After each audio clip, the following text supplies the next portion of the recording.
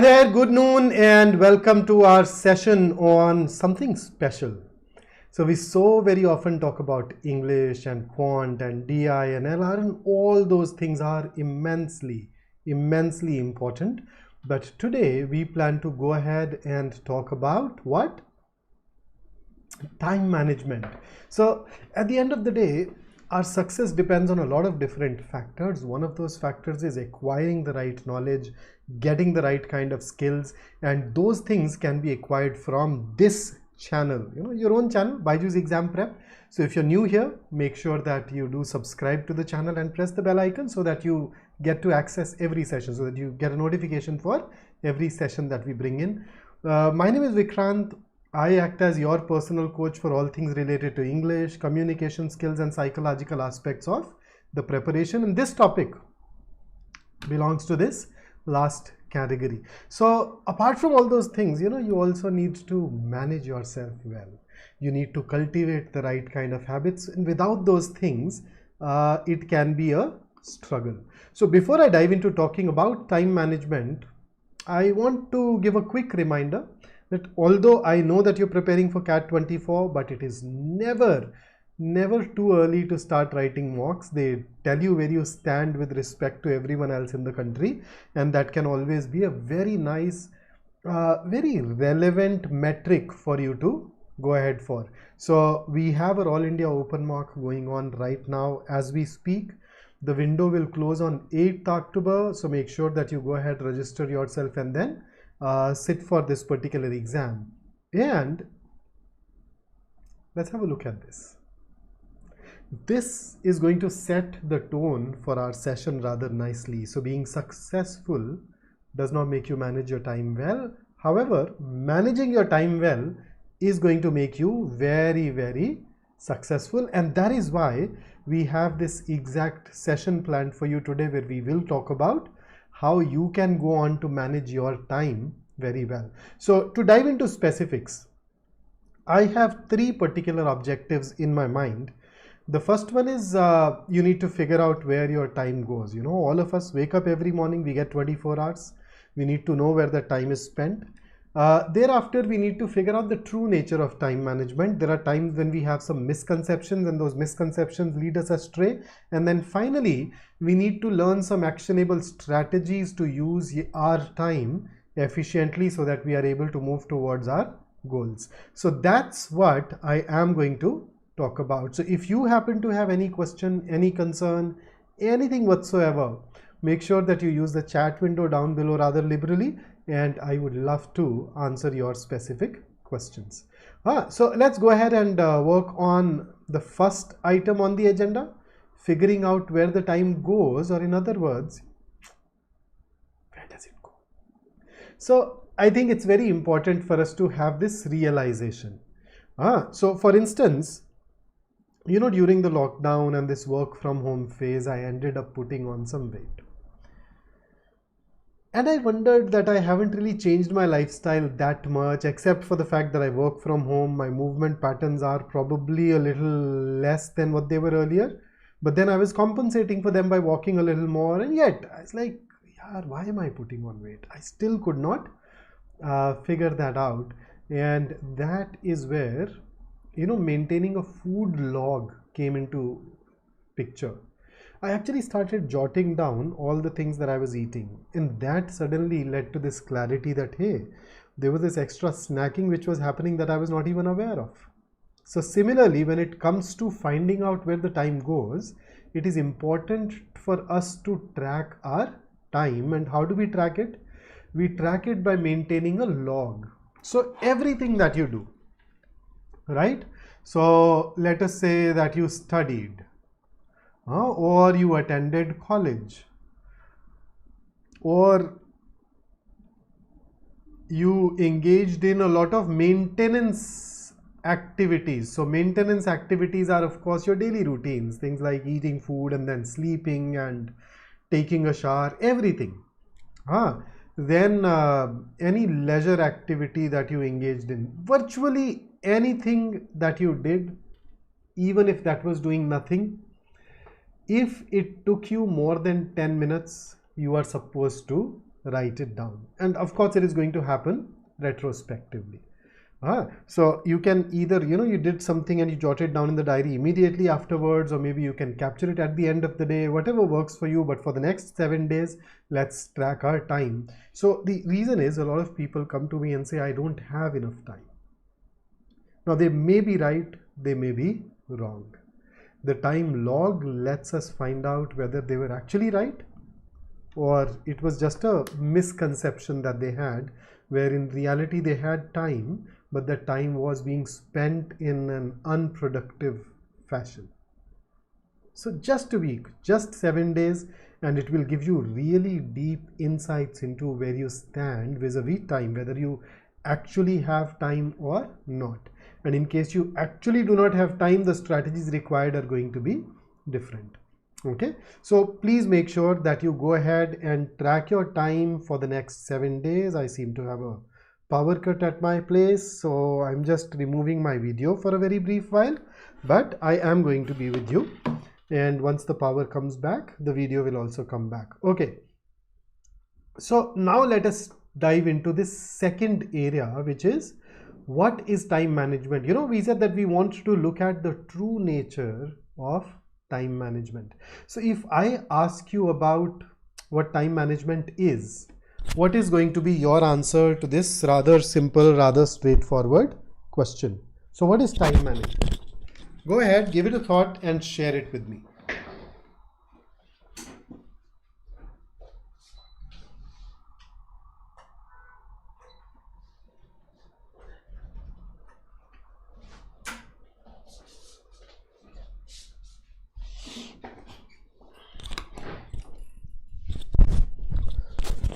So you've thought of the answer? A lot of people, when I ask them this question, when I ask them to tell me, hey, okay, what is time management? So a lot of people actually think that time management is all about managing time, when in reality, that is not true. Time management is not about managing time. See, and frankly, we cannot even manage time. It is one of those fundamental properties of the universe, or you can call it a dimension of the universe, whichever way you put it, whichever way you've heard of it. But at the end of the day, it is all about getting those 24 hours a day and then making the most of those 24 hours. You cannot do anything about it. You cannot get a minute more or a minute less. So time management as a term is misnomer. It's not about managing time. It is actually about managing ourselves to make the most of the time that we have. And therefore, time management actually requires a lot of introspection. It requires that we look within very, very often, very, very frequently. So this is the first key thing that I want you to keep in your mind. That time management is about managing yourself, and if I want to make it even more specific, I will say that time management is basically attention management. Time management is all about, can you consciously and attentively spend that time and focus on something that you actually wanted to focus on, or something that you should have been focusing on. So that's what time management is fundamentally about. So next time around, when you think of this term, you don't think of time management as managing time. We can't do that. We are not supernatural beings who can tinker with the fabric of space-time. But we can manage ourselves better through acquiring the knowledge of what drives us, what our values are, and through focusing or guiding our attention towards making the most of the time that has been given to us. And now, instead of talking more about theory, let me give you some very actionable things. Okay, things that you can straight away start engaging in. And once I give you the fundamental steps, I'm going to give you 6 extra tips which are going to make you more productive and hopefully even happier. And this combination should ideally translate into a terrific CAT percentile moving forward. So here is my actionable strategy for you. a breakdown, a step-by-step breakdown into the world of time management. Hi Akanksha, a very good afternoon, and I hope you have a pen and a pad ready, because I am going to tell you how you can become an absolute phenomena when it comes to your CAT preparation. Okay, so step 1, dude, set goals. If you do not have goals, then time management makes no sense. Okay, in order to know what you should be doing with your time, it is important to know what you are working towards. So please make sure that you set goals. In fact, if I were to add to it, I will say that maintain a list of things that you want to pursue, that you want to engage in. Now, you may or may not consciously work on that list, but it is important for you to have that list. So for instance, I happen to have a diary which is my master list. In that master list, I have some professional development goals, I have some personal development goals, I have some health goals and relationship goals and spiritual development goals and fairy godmother goals, relationship goals. So goals of all these different categories. Okay, now of course we have a finite amount of time in a day, just 24 hours. You cannot do everything within those 24 hours. So what I do is that I pick up one goal, I start working on it, and then I see, do I have more time now? If I happen to have more time, I will add one more goal. If I'm still left with more time, I'll probably pick up and add another goal. Right? So this basically ensures that at any given point of time, I'm living a goal-oriented life. I'm working on things that really matter to me. And a mistake that I often see people make is that they set tiny goals, which is not right. I was reading this book, I'm not able to recall the name, but they talked about BHAG goals. So what is BHAG? BHAG is a big, hairy, audacious goal. So it should be a big goal, because it's the big things, big goals that motivate us, that drive us forward. Hairy, it is so big that it makes you a little scared. You question yourself. You have these self-doubts about whether you can attain that goal or not. And audacious is where if somebody else listens to this goal, that person will laugh, look at you and laugh, you can't do that, come on. But then those are the kind of goals that drive us forward in a way that is sustainable. If you're all pragmatic all the time, I don't think that is going to cut it. So please make sure that you have goals, and keep the number of goals realistic. Whenever you see that the activities that you're supposed to perform and the time that you have, there is a mismatch, you have less time and more activities, prioritize, cut back on one or more of those goals, right? And big, hairy, audacious goals. Thereafter, step 2 is you have a goal. Now, how about figuring out what you and I would typically call the syllabus? So if I want to achieve this goal, what all am I supposed to do? What all am I supposed to go through or acquire? So considering that you and I are meeting because we are preparing for the CAT, or rather I'd say we are meeting because we want to get into our Dream B school, you need to see what all does getting into a Dream B school involve. It involves a written exam, right? CAT, ZAT, GMAT, whatever.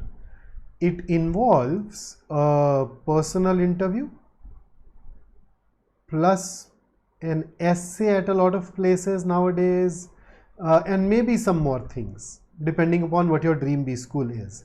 Additionally, some part of the weightage will be given to your profile.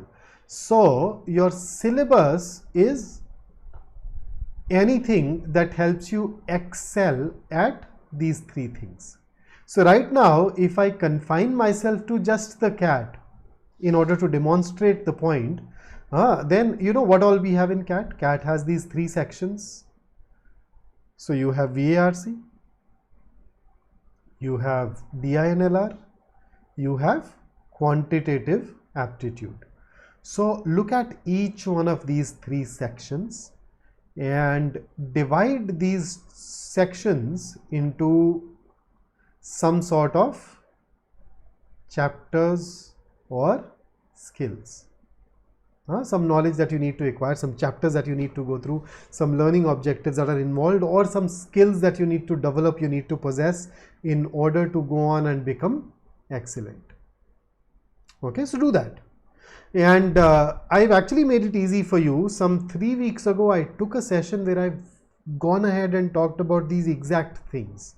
So you don't have to kind of make your own list. You can go back and refer to that video and go through the list that I already shared with you when I talked about preparing for CAT 24. No, CAT 24 preparation strategy. Today is more about time management, but preparation strategy. And apart from this, you obviously also need to work on your communication skills, spoken as well as writing skills. Speaking skills and writing skills, because PI is all about speaking, VAT is all about writing.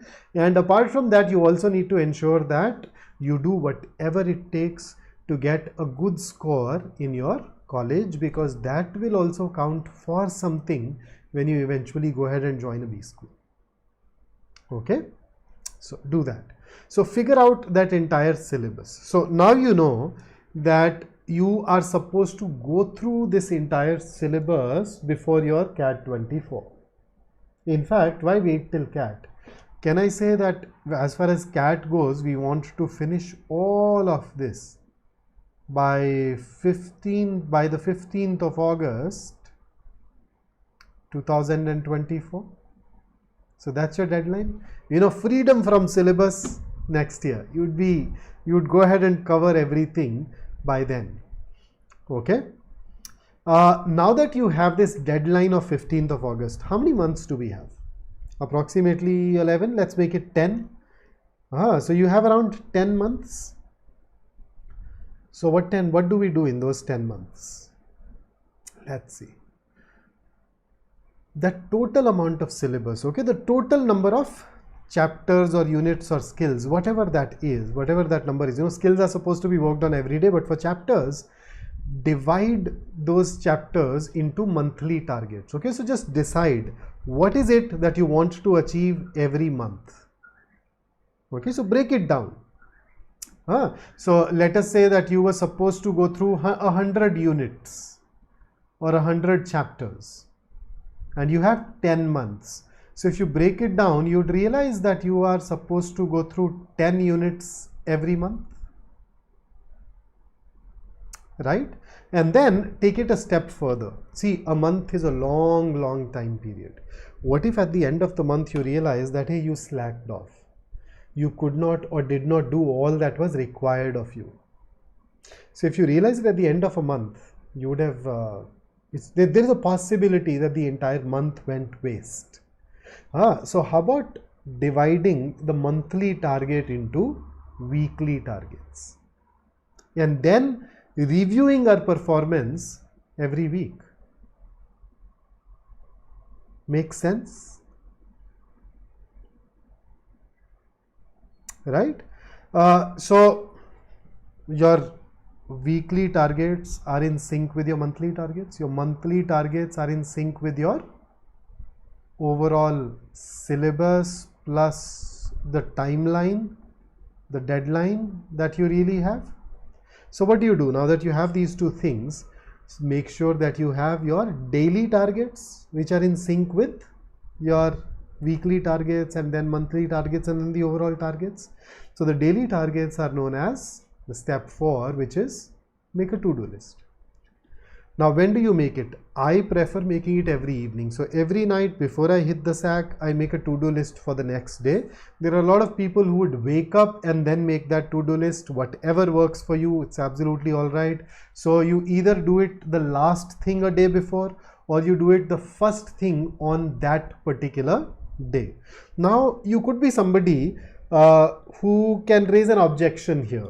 Your objection could be, RC Vikrant, यार मैंने बनाई boss जिंदगी में to do list खरा मैंने ये काम past में I have made to-do lists in the past. I realized they don't work for me. I'm not able to finish those tasks. So let me talk about 4 things that will increase your chances, your ability to stick to that to-do list manyfold. So here are those 4 things. Number 1. Think of your to-do list as a plan of your day and not as a plan of just your studies. This is one of those mistakes that a lot of people make. They just write down things that they need to study. But see, to-do list is all about what all you want to do tomorrow. It's not about what all you want to study tomorrow. So anything that you're doing. So for example, let us say that you are planning to watch a movie tomorrow. Or you are going out with your friends tomorrow, or maybe there is a cousin of yours who's coming back, or perhaps you are supposed to go and attend a wedding or a birthday party, whatever it is. You intend to play a video game. Dude, whatever it is, it should find a place there. So one of the reasons why people are not able to stick to a to-do list is that they make the to-do list too crowded, too unrealistic by focusing on just the studies. But the truth is, there is a day when I'm going to watch a movie, there is a day when I'm not watching a movie. There is a difference of a good 3.5 hours between those 2 days. The day I'm watching a movie, I have 200 minutes less. So I'd not be able to study as much on that day. So in order to keep that plan realistic, I need to learn to list down everything. Okay, that's one. Number 2, keep it task oriented and not time oriented. Now, what do I mean by this? I see a lot of people who would write things like quantitative aptitude 3 p.m. to 4:30 p.m. Right? Vocabulary 6:15 p.m. to 6:40 p.m. Why would you do that? This is essentially a time oriented list. That is how the schedules in schools are made. But that's not how you can really work. Now imagine if I need to travel 100 kilometers and I happen to have 5 days and I can only walk, I do not have any access to any vehicle, and then I write my daily plan where my daily plan says that walk from 12 noon to 2:30 p.m. Does that make sense to you? Why would I do that? Why would I walk for 2.5 hours, 12 noon to 2:30 p.m. or 6 to 8, whatever? That makes no sense. Right? At the end of the day, I need to cover 100 kilometers on those 5 days, which means that every day I need to walk for 20 kilometers irrespective of the time that it takes. So it may happen in 2 hours, it may take 4 hours, it may take 6 hours, I don't know. Whatever it takes, I will do it. So the second one is task oriented. The first one is time oriented. I don't want you to have time oriented things. I want you to have task oriented things. Okay, so you not write QA 4 to 6:30. You will write the task that you want to achieve, and the task should also be stated in a very specific manner and not a vague manner. Right? So you'd write, okay, in QA, I plan to look at time, speed, distance, BYJU'S exam prep book, exercise 1, questions 1 to 23. This is specific, this is binary. So at the end of the day, if you've gone through these 23 questions, you have met your target. If you've not gone through these questions, you've not met these targets. Similarly, I think the other example that I gave was of vocabulary. So just to write that I'm going to study vocab for 25 minutes may not be a great idea, but how about adding that I am going to read Word Power Made Easy by Norman Lewis, where my goal for the day is to finish sessions 6 and 7. Otherwise, learning a word is vocabulary, learning multiple words is also, you learn one word, that's learning vocabulary. You learn 50 words, that's also vocabulary. So whether you are right on target or not, that will not be, you'll not be in a position to figure that out. Victor has a question which is not related to the topic, but let's address it. Can we do a PhD, a doctorate after MBA? So if you have done an MBA, it is a postgraduate degree, and after a degree you can definitely go ahead and do your doctorate. Or you may also go ahead and engage in something called a fellowship program, which is sort of a doctorate equivalent thing. So you can look at that as well. So I hope that answers your question. So make your to-do list task oriented, and even those tasks are supposed to be very specific. And here is one last thing. Put the big rocks in first. Chances are that you've probably heard of this story before, but let me go ahead and talk about it.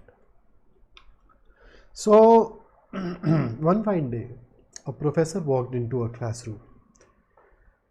He had a backpack and a backpack on his back and a glass jar in his hand. So he entered the room. He kept the glass jar on the table, and then he took off his backpack. He opened it, and he took out a polythene from his backpack. That polythene had some pieces of rock in it. He started putting those pieces of rock in that glass jar until the jar was full. Then he looked at everybody and asked, "Hey, can we put anything more in this glass jar?"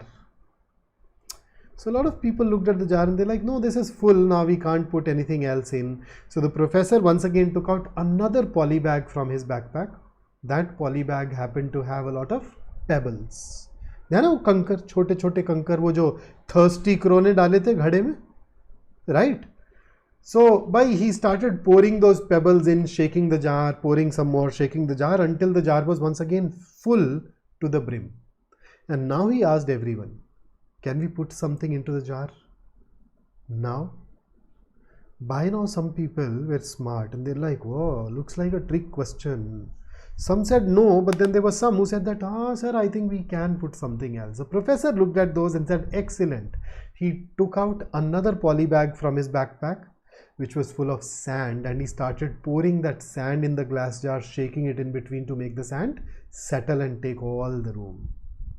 And he filled the glass jar to the brim with sand. And now when he looked at everybody, asked, "Can we put anything else now?"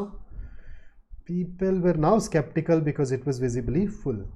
So professor had a cup of coffee lying on his table, which was full of coffee. He picked it up and poured it in. And that cup of coffee also went in. He poured some water until it was full to the brim. So there was something else that could go in there even now. So what is the moral of the story according to you?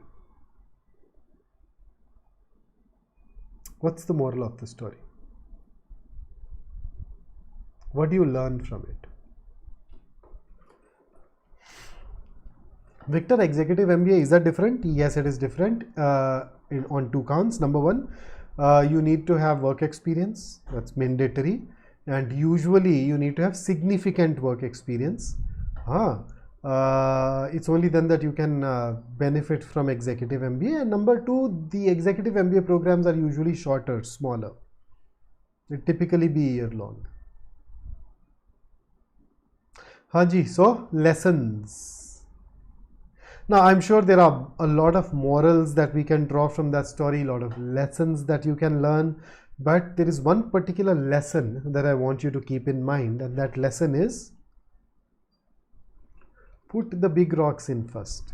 If you pour pebbles before you put the big rocks, you'll not be able to fit in those big rocks in. So for to-do list, the utility here is there are tasks that you find challenging. Or these are tasks probably that you find boring, tasks that you don't feel like doing. So do these tasks first. The more thankless a task is, the more strong the resistance is towards a particular task, the sooner you go ahead and deal with that task. Because if you don't do that, your entire day will be full with pebbles and these big rocks will remain out. So a lot of people, when they work, when they study, they tend to start with the easier things. It's easy, right? It's fun. But then when you do that, you realize that you fail to work on your weaknesses, and therefore it is important for you to flip it. There is a Chinese quote which, when translated into English, means eat that frog first.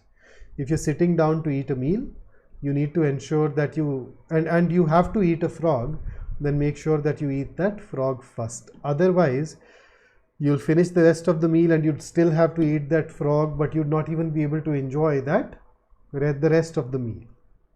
So please make sure that you do that. Victor, जिंदगी में और कोई काम है नहीं क्या? हमें पढ़ते ही रहेंगे क्या? हम MBA करेंगे, फिर उसके बाद में हम कुछ साल काम करेंगे, फिर एग्जीक्यूटिव MBA. क्यों भाई? मतलब काहे को करना है अपने को ये सब कुछ जिंदगी में? But technically, can you do that? Yes, you can. Will it be useful? I doubt it. Maybe. Let's see. Do I know people who've done that? Yes, I know 2 individuals who've actually done that. But in their case, one of those individuals did his MBA from IFT immediately after his graduation. Then he worked in a particular job for 6-7 years. After that, he went for an executive MBA to the US. Can be done, but it's rare.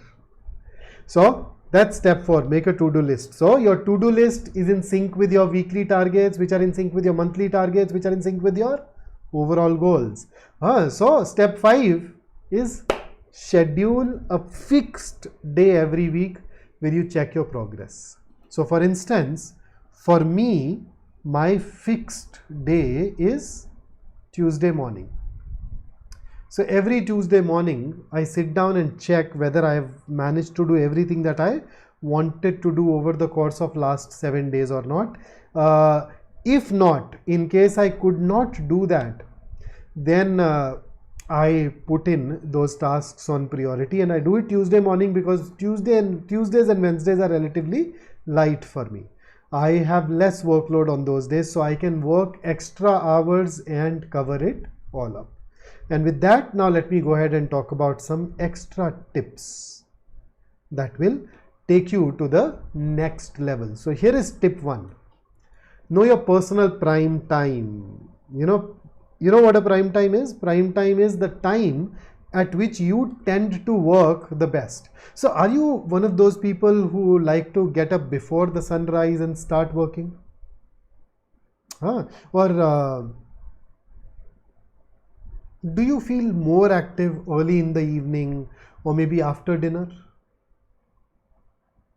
Are you somebody like me who would prefer the quiet of the late night hours to deal with the really hard, difficult, demanding tasks? I don't know. Everyone is different. Okay. Most of the research generally says that the tasks that require the maximum concentration are most effectively accomplished early in the day. But even these studies acknowledge that this is not always true, as everyone has a personal prime time. So whenever you plan your task, think of your prime time. If you do your best work early, plan to do your challenging tasks early and the routine tasks later. On the other hand, if you don't get going until later, handle the routines in the morning and then shift all those other tasks to late evenings. So know when you are at your productive best, and then work accordingly. The second thing that you can do, tip number 2, is time blocking and monotasking. So time blocking is where you block chunks of time. So every day make sure that you have one large chunk of time blocked for your CAT preparation.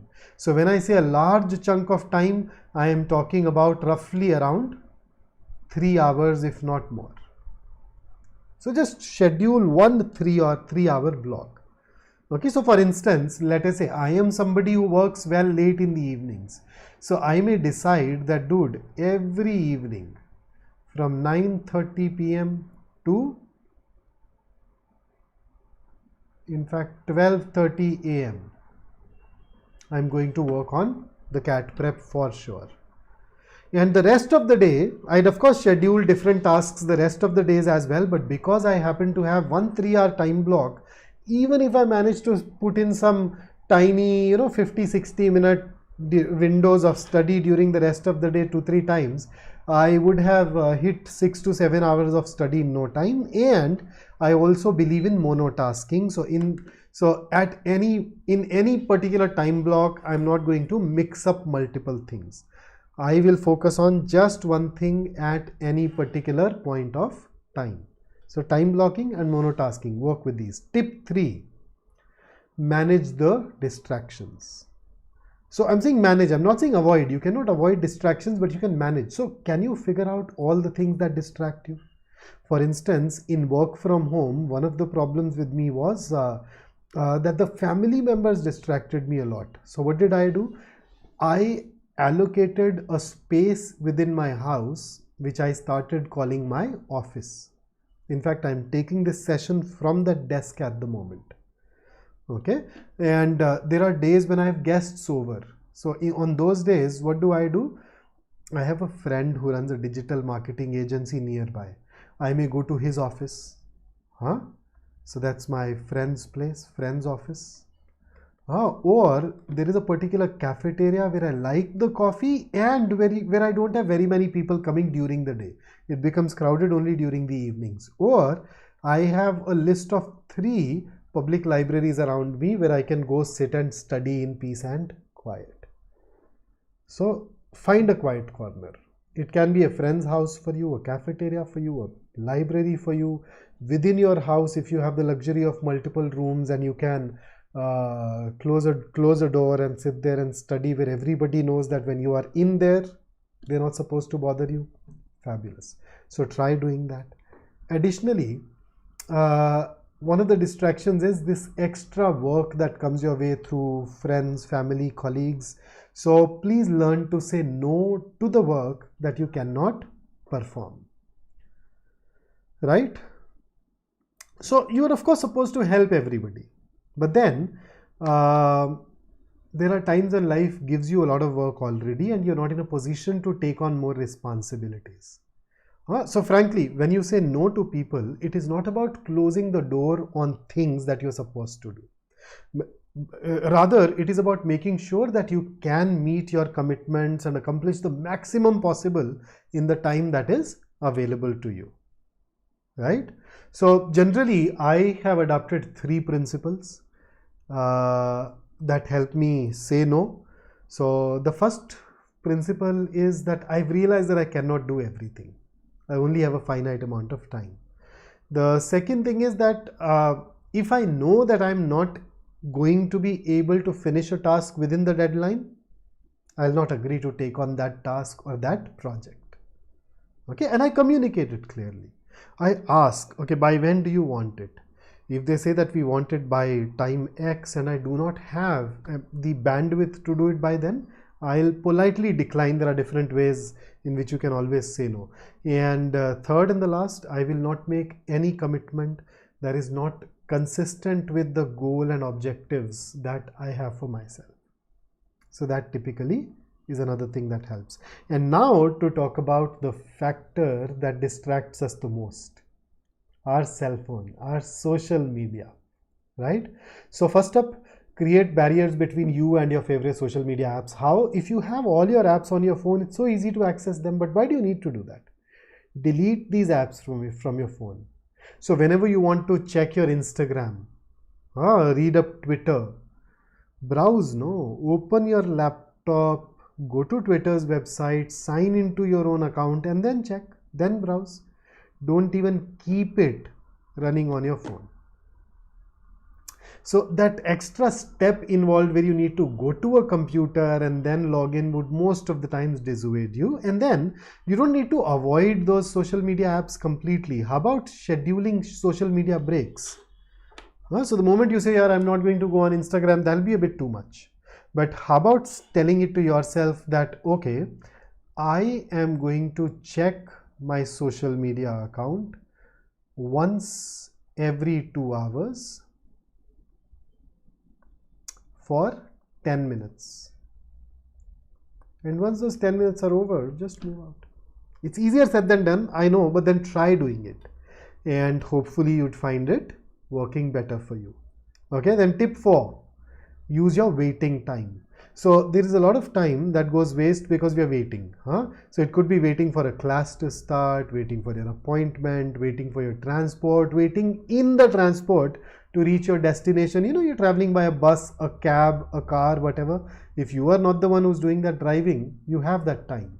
So make sure that you use all of these time windows for some specific tasks, especially tasks that involve acquiring knowledge in small chunks. So you can read up on a transport. If you know that you have just 2-3 minutes, you can probably work on your vocabulary and your GK, and those things will also help. Then tip number 5, 3 Ds. Whatever task that you have, at the end of the day, it is going to belong to one of these 3 categories, right? It is a task that you need to do, or it is a task that you need to delegate, or it is a task that you need to delete. So engage in do, delegate, delete very frequently with the tasks which are available on your plate. And the best way to do that is to divide your day into 4 quadrants, 4 boxes. So here's your day, okay? It is one single large box. How about dividing it into 4 boxes? So in your day, you can go ahead and engage in things that are important, or you can engage in things that are not important, right? Similarly, you can engage in things that are urgent or things that are not urgent. So that leads to 4 different types of tasks for you. So you have a task which is important and urgent. So because it is urgent, you have to take care of it right now. This becomes your top priority, right? Then you have tasks which are important but not urgent. For example, and you'd be shocked at it, CAT preparation, studying for your college exams. These are the kind of things which are important but not urgent. You know why? Every year we know that we are going to have exams in a few months from now. If I study for it today, study for those exams today, it's important, but it is not urgent. So a lot of us shift tasks from INU box to IU box. We wait, we delay, we procrastinate. So you need to essentially live here. There are very few tasks that come in your life which are important and urgent. Most of them are shifted from INU. So if you start taking care of INU tasks, you'd be able to leave IU free for actual emergencies, actual contingencies. Then you have tasks which are not important but urgent, and then finally tasks which are neither important nor urgent. So ideally, if I were to once again label these 2 are do, this is delegate, and this is delete, or if not delete, at least minimize. So you get the drift?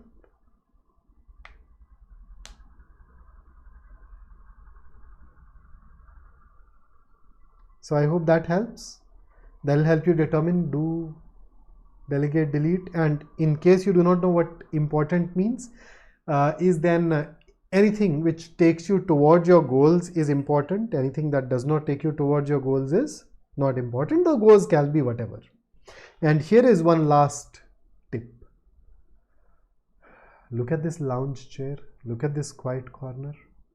So make sure that you always take some time out for yourself, where you are doing things that relax you, doing things that you find enjoyable.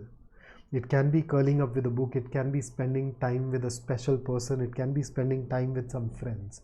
Always keep some time out for yourself, and don't forget to celebrate your success. And the success is not always about goals.